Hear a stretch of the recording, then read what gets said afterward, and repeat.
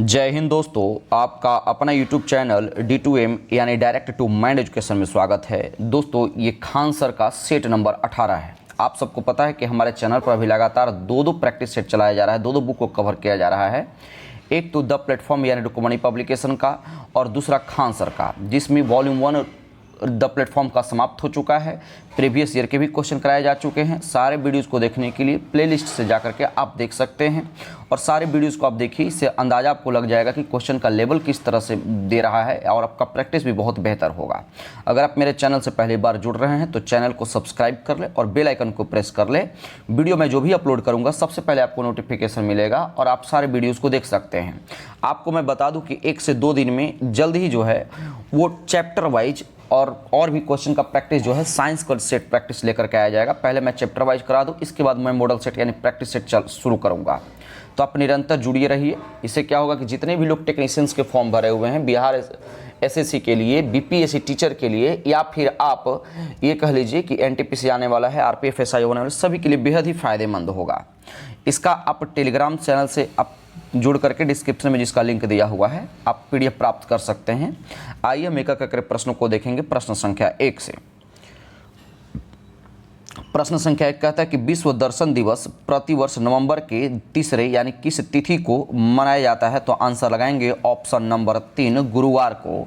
बता दें कि वर्ष 2002 ईस्वी में, ध्यान में रखेंगे, 2002 में यूनेस्को ने विश्व दर्शन दिवस मनाने की परंपरा आरंभ की। वर्ष 2005 में यूनेस्को सम्मेलन में यह निश्चित हुआ कि प्रत्येक वर्ष विश्व दर्शन नवंबर महीने के तीसरे गुरुवार को मनाया जाएगा। तो सही आंसर हो जाएगा ऑप्शन नंबर 3।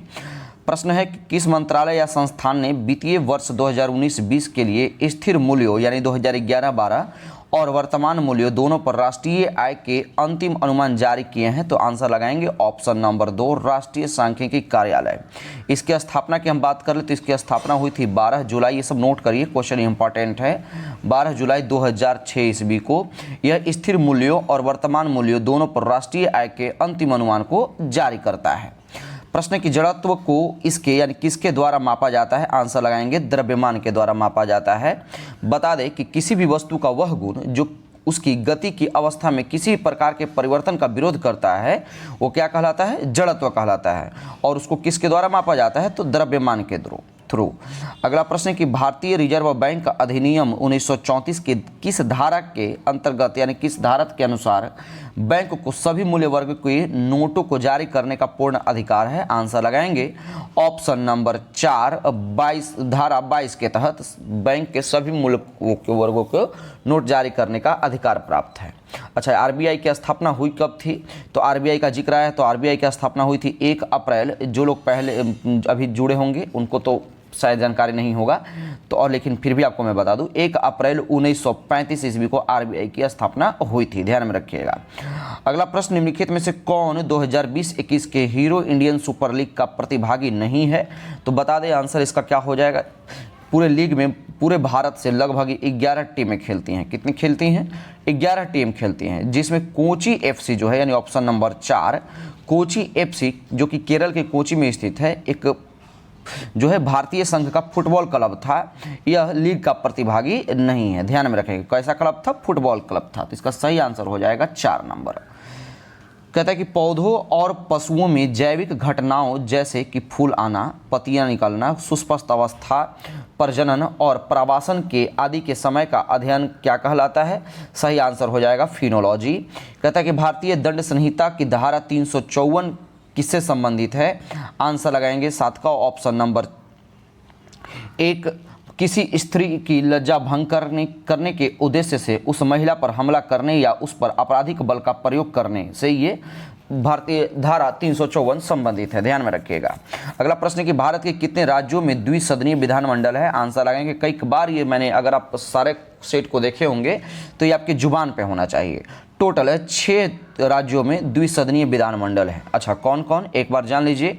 तो आप उत्तर प्रदेश से शुरू कीजिए, उत्तर प्रदेश के बाद फिर आप बिहार आइए, इसके बाद फिर आप आंध्र प्रदेश में आइए एपी, या इसके बाद फिर आप महाराष्ट्र में होइए, इसके बाद कर्नाटक में आइए और कर्नाटक के बाद फिर आप तेलंगाना में चले जाइए। तो आंध्र प्रदेश के साथ आप तेलंगाना याद रखिएगा, आसानी से याद हो जाएगा। तो यूपी, बिहार, महाराष्ट्र, आंध्र प्रदेश तो तेलंगाना, तेलंगाना के साथ फिर कर्नाटक। तो ये उम्मीद करते हैं कि आपको समझ में आ गया होगा। तो करेक्ट आंसर हो जाएगा 3 नंबर। अगला प्रश्न है कि स्वामी दयानंद सरस्वती के द्वारा आर्य समाज की स्थापना किए जाने के समय भारत का वायसराय कौन था? तो सबसे पहले तो मैं आपको बता दूं कि स्वामी दयानंद सरस्वती ने जो है 10 अप्रैल 1875 ईस्वी को आर्य समाज की स्थापना मुंबई में किया था। इस समय जो वायसराय था भारत का वो कौन था? लॉर्ड नॉर्थब्रुक इसका करेक्ट आंसर होगा। प्रश्न के निम्नलिखित में से कौन सा भारत का पहला स्वदेशी विकसित टीका है जिसे सीरम इंस्टीट्यूट ऑफ इंडिया ने bill and Melinda Gates foundation और पाथ के सहयोग से विकसित किया है? तो VVI क्वेश्चन है सब करंट अफेयर का। तो इसका सही आंसर क्या हो जाएगा 10 का? Option number 1 नीमोसिल। क्या हो जाएगा दोस्तों? नीमोसिल। अच्छा, इसका स्थापना किसने किया था, यानी सीरम इंस्टीट्यूट का स्थापना किसने किया था? तो 1966 ईस्वी में साइरस पुणेवाला ने इसका स्थापना किया था। तो सही आंसर हो जाएगा ऑप्शन नंबर 1। अगला प्रश्न है, कहता है कि निम्न में से कौन सा बांध स्वर्ण रेखा नदी पर बनाया गया है? तो सही आंसर हो जाएगा दोस्तों चांडिल बांध, ऑप्शन नंबर 2।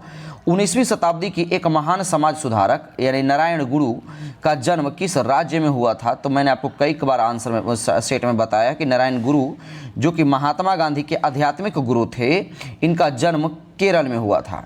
कहाँ हुआ था दोस्तों? केरल में हुआ था। इस चीज़ को ध्यान में रखिएगा। तो सही आंसर क्या हो जाएगा 12 का ऑप्शन नंबर 2। साथ ही साथ एक और चीज़ ध्यान में रखिएगा कि नारायण गुरु ने 1888 ईस्वी में, क्या है 1888 ईस्वी में अरविंदमपुरम आंदोलन की शुरुआत की थी। किसका? अरविंदमपुरम आंदोलन की इन्होंने शुरुआत की थी 1888 में। इंपॉर्टेंट है। प्रश्न है कि उड़ीसा राज्य का धेनुकार एक लोकप्रिय डैश वाद्य यंत्र यानी किस प्रकार का वाद्य यंत्र है? आंसर लगाएंगे कोडोफोन है। इसके बाद है मौन मुस्कान की मार। ये भी क्वेश्चन मैंने आपको कराया है, VVI क्वेश्चन ध्यान में रखिएगा। मौन मुस्कान की मार पुस्तक किसने लिखा है? तो फिल्म इंडस्ट्री से बिलोंग करने वाले आशुतोष राणा ने। अगला प्रश्न, निम्नलिखित में से कौन भारत का एक गोला फेंक खिलाड़ी है? आंसर लगाएंगे तेजिंदर पाल सिंह तूर। अच्छा, इनका संबंध कहाँ से है? तो ये पंजाब राज्य से बिलोंग करते हैं, ध्यान में रखिएगा। इन्होंने एशियन गेम्स में भारत के लिए जो है 7वां गोल्ड मेडल जो है इन्होंने दिलाया था, तेजिंदर पाल सिंह तूल ने। अगला प्रश्न, ब्रेन फिंगरप्रिंटिंग के बारे में निम्न से कौन सा कथन सत्य नहीं है? तो आंसर लगाएंगे 16 का ऑप्शन नंबर 3। जांच में अभियुक्त के साथ प्रश्नोत्तर शामिल होता है, ये गलत है। बाकी सारे के सारे स्टेटमेंट सही, यानी ऑप्शन नंबर 3 करेक्ट आंसर हो जाएगा। अगला प्रश्न, निम्नलिखित में से कौन सी भारतीय मलिन बस्ती विश्व की सबसे बड़ी मलिन बस्ती यानी झोपड़पट्टियों में से एक है? तो आप लगाएंगे मुंबई का धारावी झोपड़पट्टी। इसका आंसर क्या हो जाएगा 4 नंबर। अगला प्रश्न देखेंगे, ये सब स्टैटिक क्वेश्चन कह लीजिए या फिर क्वेश्चन ऐसे ही लंबा कर दिया लेकिन कुछ है नहीं इसमें कॉन्सेप्चुअल, फिर भी आपको ध्यान में रखना है। अगला प्रश्न है कि कृषि की उस शाखा को क्या कहा जाता है जो बागानी फसलों, सामान्यतः फल, सब्जियों और सजावटी पौधों से संबंधित है? तो इसमें अगर आर्टिकल्चर दिया होता तो आप लगा करके चले जाते, सॉरी हॉर्टिकल्चर, तो आप लगा करके चले जाते। आंसर आपका निकाल करके आ जाएगा क्या? ऑप्शन नंबर 2 बागवानी। अगला प्रश्न कि बेगम नूरजहां का विवाह का पूर्व नाम क्या था? तो विवाह के पूर्व जो नाम था दोस्तों मेहरुनिसा नाम था। ये किसने नाम इनको दिया था? तो इनका जो मेहरुनिसा यानी नूरजहां का जो शादी हुआ था वो जहांगीर के साथ हुआ था। किसके साथ हुआ था दोस्तों? जहांगीर के साथ हुआ था। उन्होंने ही मेहरुनिसा को नूरजहां की उपाधि दी थी। सही आंसर हो जाएगा 2 नंबर। कहता है कि डैश यानी आर्थिक स्थितियों को प्रभावित करने के लिए व्यय और कर नीतियों का उपयोग करता है। तो कौन उपयोग करता है दोस्तों? आंसर लगाएंगे ऑप्शन नंबर 2 राजकोषीय नीति जो है दोस्तों आर्थिक स्थितियों को प्रभावित करने के लिए सरकारी व्यय और कर नीतियों का उपयोग करता है। प्रश्न है, निम्नलिखित में से कौन सी कला शैली पुरुषों के द्वारा प्रदर्शित की जाती है जिसमें उनका शरीर राम रस से सना होता है और वे साधारणतः या पीले रंग की परिधान पहनकर गाते हुए करताल के साथ नृत्य करते हैं? आंसर लगाएंगे चैती, ऑप्शन नंबर 1। अगला प्रश्न है कि हाँ, तमिलनाडु, आंध्र प्रदेश और केरल में पाई जाने वाली किस प्रकार की मिट्टी काजू जैसी फसलों के लिए उपयुक्त है? आंसर हो जाएगा लाल लैटराइट मिट्टी। प्रश्न है कि भारतीय संविधान के निम्नलिखित में से किस अनुच्छेद के तहत सर्वोच्च न्यायालय को न्यायालय की अवमानना के लिए दंडित करने की शक्ति प्रदान की गई है, जिसमें खुद की अवमानना के लिए दंडित करने की शक्ति भी शामिल है? तो VVI क्वेश्चन लगाइएगा आंसर। तो इसका सही आंसर हो जाएगा 23 का ऑप्शन नंबर 4, अनुच्छेद 129 और 142। अच्छा, 129 में कहता क्या है? तो 129 के अनुसार भारत का सुप्रीम कोर्ट अभिलेख होगा, जो है सुप्रीम कोर्ट अभिलेख होगा और उसे अपने अवमानना के लिए दंड की शक्ति दी गई होगी।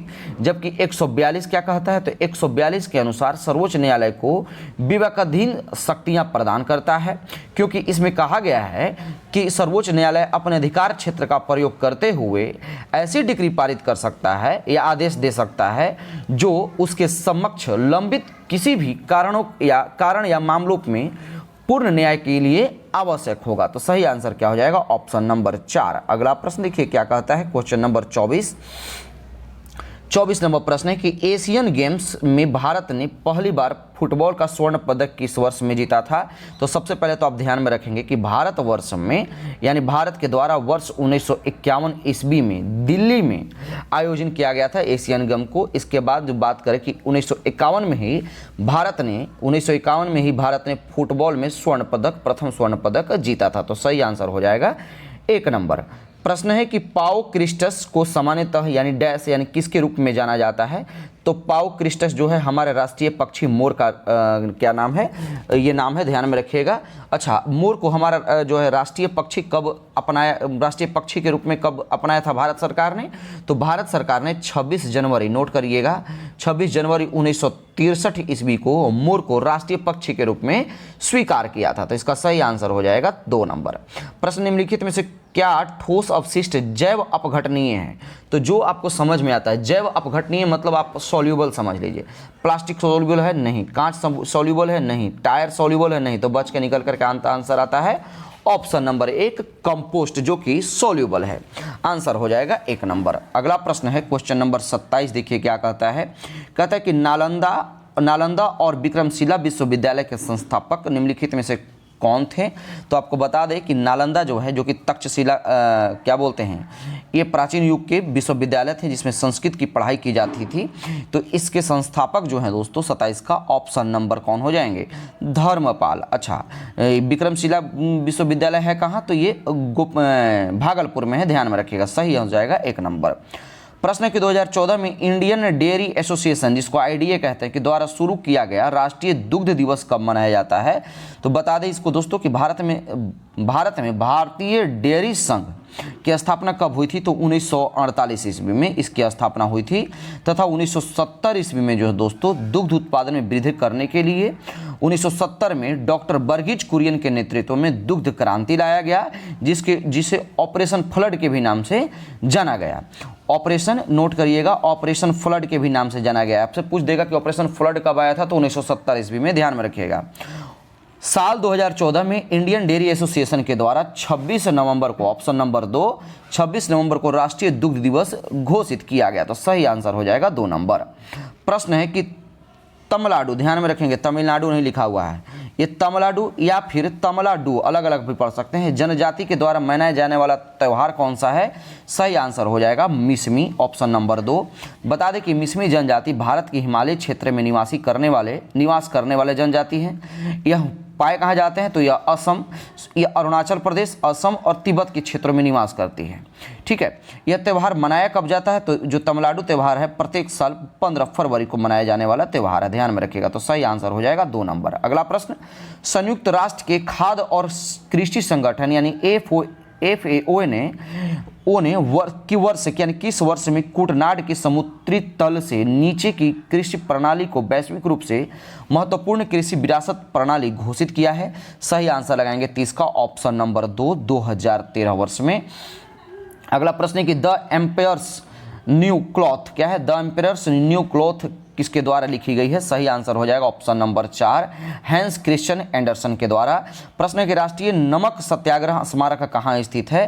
तो ध्यान में रखेंगे दोस्तों, सबसे पहले इंपॉर्टेंट फैक्ट कि भारत में जो है महात्मा गांधी के द्वारा अंग्रेजों का विरोध करने और नमक कानून को तोड़ने के लिए 12 मार्च, कब नोट करिएगा, 12 मार्च 1930 ईस्वी को दांडी की यात्रा शुरू की गई, जिसमें 6 अप्रैल को पहुंच करके नमक कानून को तोड़ा गया। उन सत्याग्रहों की याद में गुजरात के नवसारी में, कहाँ? गुजरात का ऑप्शन नंबर 1, गुजरात के नवसारी में जो है दोस्तों, नवसारी नमक जिले में दांडी नामक स्थान पर राष्ट्रीय नमक सत्याग्रह स्मारक बनाया गया, जो कि 30 जनवरी 2019 को गांधी जी की 71वीं पुण्यतिथि, कौन सा? 71वीं पुण्यतिथि पर प्रधानमंत्री नरेंद्र मोदी के द्वारा अनावरण किया गया। तो इसका सही आंसर हो जाएगा 1 नंबर। प्रश्न है कि भारत में ब्रिटिश शासन के दौरान निम्नलिखित में से किसने और रैयतवाड़ी व्यवस्था की शुरुआत की है? इंपॉर्टेंट फैक्ट, आंसर तो हो जाएगा option number 2, captain Alexander read ryotwari प्रथा इन्होंने शुरू की थी।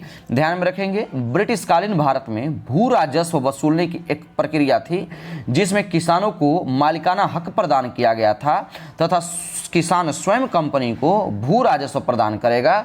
इसका शुभारंभ जो है दोस्तों 1972 ईस्वी में कैप्टन रीड ने इसका शुभारंभ 1972 में किया था। सही आंसर हो जाएगा 2 नंबर।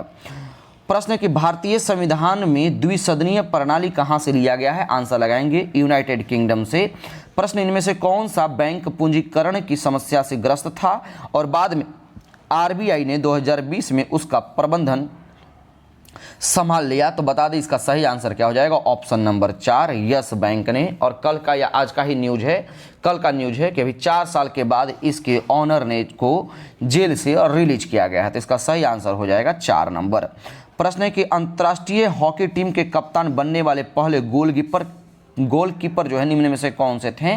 बता दें कि दोस्तों कि भारतीय टीम के खिलाड़ी शंकर लक्ष्मण, ऑप्शन नंबर 1, शंकर लक्ष्मण के द्वारा अपने श्रेष्ठ प्रदर्शन के लिए 1965 ईस्वी में, कब? 1965 ईस्वी में अर्जुन अवार्ड और 1967 ईस्वी में 1967 में प्रदर्शन के लिए जो दोस्तों पद्मश्री पुरस्कार से सम्मानित किया गया और उन्हें अंतर्राष्ट्रीय हॉकी टीम के कप्तान बनाने वाले प्रथम गोलकीपर भारतीय खिलाड़ी बनने गए थे। तो इसका सही आंसर क्या हो जाएगा, ऑप्शन नंबर 1। प्रश्न संख्या अगला देखेंगे, 37 नंबर क्या कहता है? कहता है कि कलकत्ता यानी कोलकाता में भारतीय संग्रहालय की स्थापना किस वर्ष में की गई थी? सही आंसर हो जाएगा दोस्तों 1814 में। अगला प्रश्न कि अपने महापरिनिर्वाण से पहले बुद्ध ने अंतिम उपदेश कहाँ दिया था? आंसर लगाएंगे वैशाली में। 38 का 1 नंबर हो जाएगा। अगला प्रश्न कि भारतीय वन्य जीव संरक्षण अधिनियम किस वर्ष लागू किया गया था? तो ध्यान में रखेंगे दोस्तों कि भारत में वन्य जीव को संरक्षण प्रदान करने के लिए भारत सरकार के द्वारा भारतीय वन्य जीव संरक्षण अधिनियम 1972 में बनाया गया और 9 सितंबर 1972 ईस्वी को इसको लागू किया गया था। ठीक है, तो इसका सही आंसर हो जाएगा ऑप्शन नंबर 3। अगला प्रश्न देखिए क्या कहता है? कहता है कि इकोलॉजी शब्द यानी इकोलॉजी से बना हुआ है तो किस प्रकार के से? तो यूनानी से बना हुआ है। इनमें से किस राज्य ने आदिवासी बच्चों के लिए भोजन गुणवत्ता का आकलन करने के लिए एआई मशीन स्थापित की है? तो सही आंसर हो जाएगा ऑप्शन नंबर 1, महाराष्ट्र। प्रधानमंत्री नरेंद्र मोदी ने हाल ही में किस शहर में देश की पहली जल मेट्रो की हरी झंडी दिखाई है? आंसर हो जाएगा केरल के कोची। अगला प्रश्न देखिए क्या कहता है? 43 नंबर कहता है कि विश्व बैंक के रसद प्रदर्शन सूचकांक 2023 में भारत का रैंक क्या है? तो 38वीं। भारत ने संगठन की अपनी साल भर की अध्यक्षता के हिस्से के रूप में विकास के पथ पर एकता के प्रतीक के रूप में किस शहर में एक G20 पार्क विकसित करने का प्रस्ताव दिया है? तो आंसर हो जाएगा ऑप्शन नंबर 2, नई दिल्ली। अगला प्रश्न देखिए क्या कहता है? कहता है कि भारतीय राष्ट्रीय राजमार्ग प्राधिकरण NHAI यानी national highway authority of India किस वित्तीय वर्ष तक पूरे भारत में लगभग 10,000 किलोमीटर ऑप्टिक फाइबर केबल यानी OFC बुनियादी ढांचा विकसित करने के लिए की तैयारी कर रहा है? सही आंसर हो जाएगा ऑप्शन नंबर 2, 2025 तक। अगला प्रश्न देखिए क्या कहता है दोस्तों? कहता है कि अंताल्या तुर्की में तीरंदाजी विश्व कप 2023 स्टेज 1 में 2 स्वर्ण पदक किसने जीती है? सही आंसर हो जाएगा ऑप्शन नंबर 3, ज्योति सुरेखा वेनगम। प्रश्न है कि राष्ट्रीय तकनीकी अनुसंधान संगठन NTRA को नए अध्यक्ष के रूप में कौन नियुक्त किए गए हैं? तो ये सब नियुक्ति से संबंधित क्वेश्चन है दोस्तों। तो NTRA के जो अध्यक्ष के रूप में नियुक्त किया गया है ऑप्शन नंबर 2 अरुण सिन्हा को। ध्यान में रखिएगा, सिन्हा जो है, सिन्हा केरल कैडर के 1984 बैच के जो है दोस्तों IPS अधिकारी हैं। वे अध्यक्ष बनने से पहले NTRA के कार्यवाहक अध्यक्ष थे। तो सही आंसर हो जाएगा 2 नंबर। प्रश्न है वीरता पुरस्कार ने सम्मानित होने वाले, यानी वीरता पुरस्कार से सम्मानित होने वाली भारतीय वायुसेना की पहली महिला अधिकारी कौन बन गई है? सही आंसर हो जाएगा दीपिका मिश्रा। कौन? दीपिका मिश्रा। अगला प्रश्न है कि राष्ट्रीय चिकित्सा आयोग यानी NMC ने किस पूर्वोत्तर राज्य में पहले मेडिकल कॉलेज की स्थापना की मंजूरी दी है? सही आंसर लगाएंगे नागालैंड में।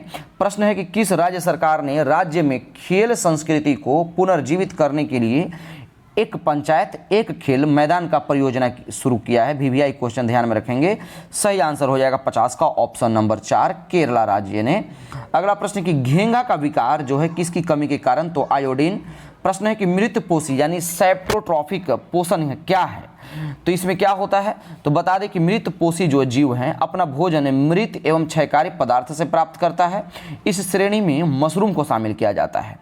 इन जीवों को मृत जीवी तथा पोषण की इस प्रक्रिया को मृत जीवी पोषण कहते हैं। प्रश्न आपसे पूछा है कि मृत पोषी पोषण है क्या? तो आंसर लगाएंगे ऑप्शन नंबर 4 जीव अपना भोजन मृत एवं क्षयकारी पदार्थ से प्राप्त करते हैं। अगला प्रश्न है कि इनमें से किस रोग से पीड़ित रोगी नेत्रदान कर सकता है? आंसर लगाएंगे मधुमेह यानी डायबिटीज वाला रोगी जो है अपना नेत्रदान कर सकता है।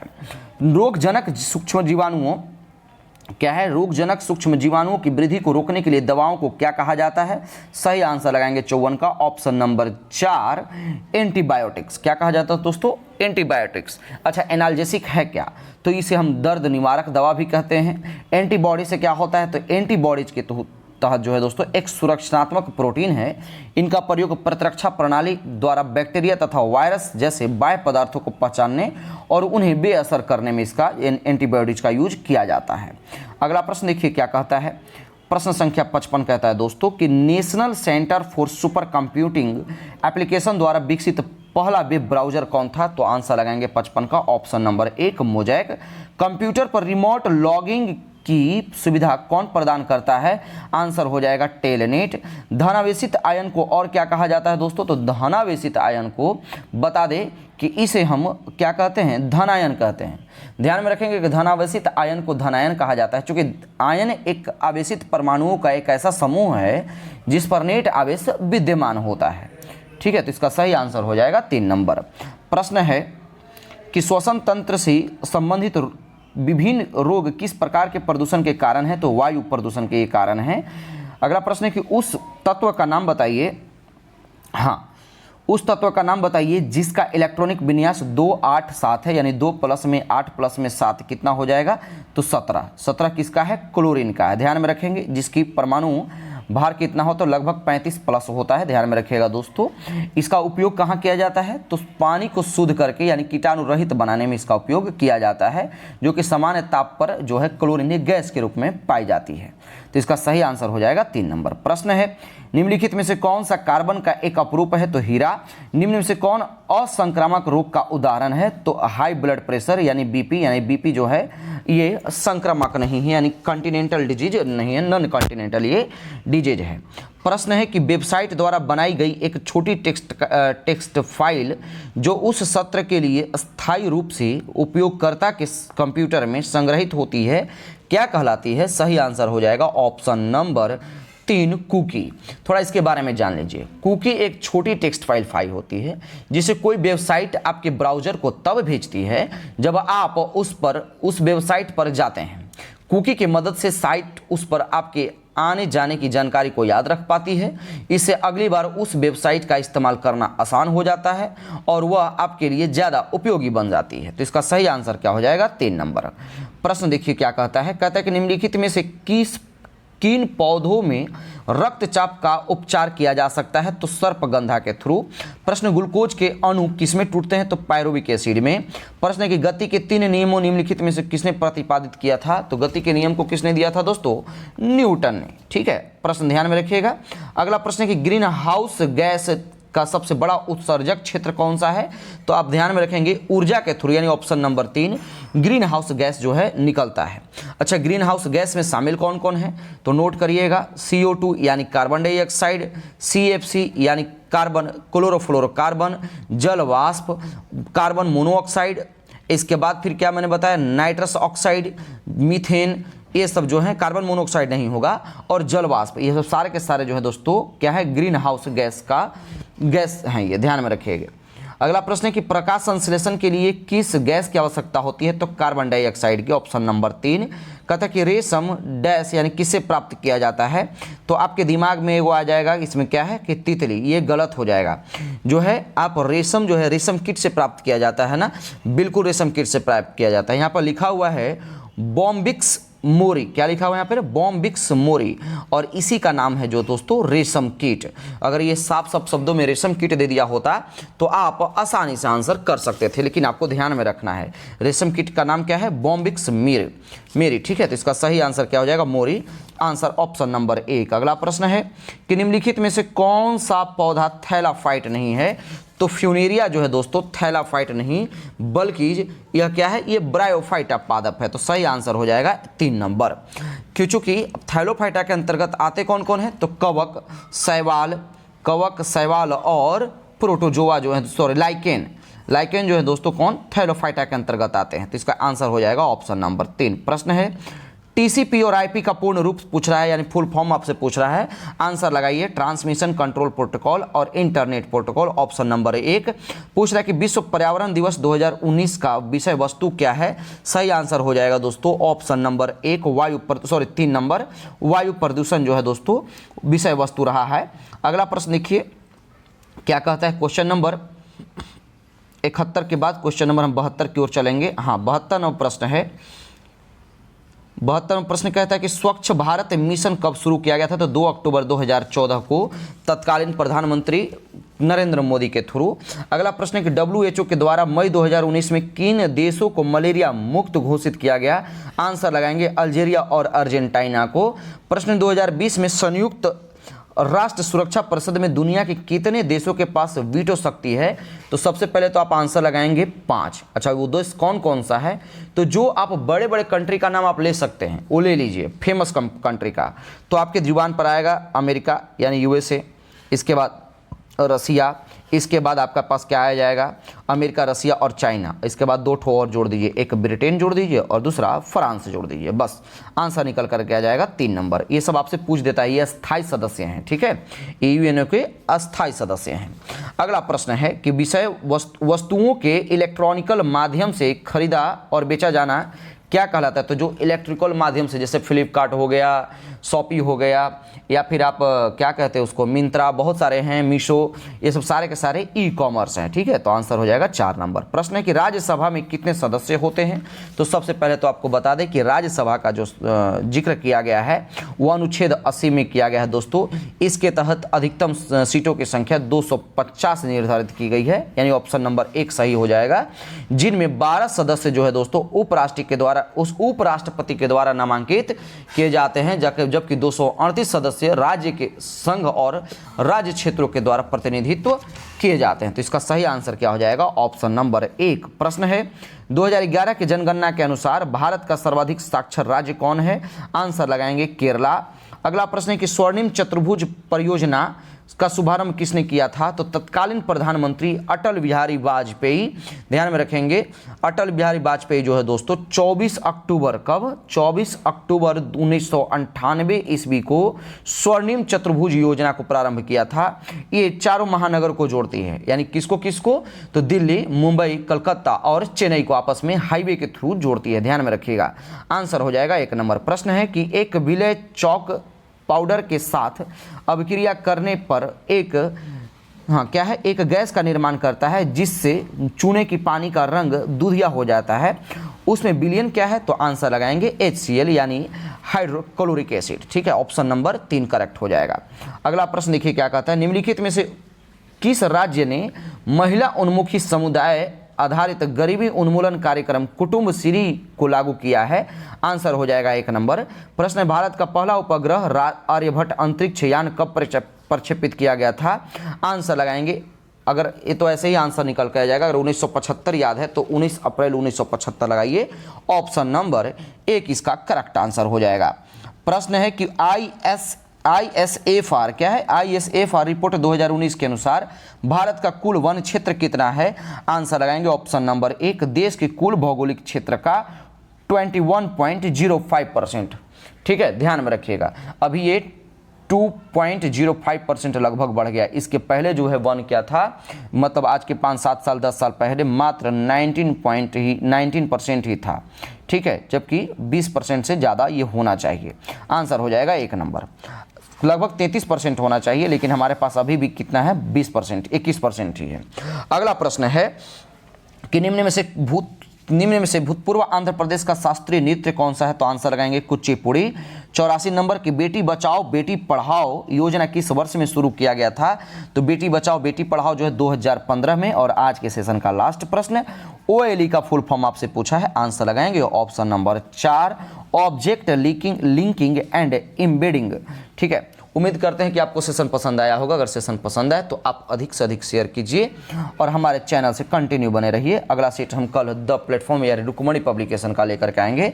तब तक के लिए धन्यवाद।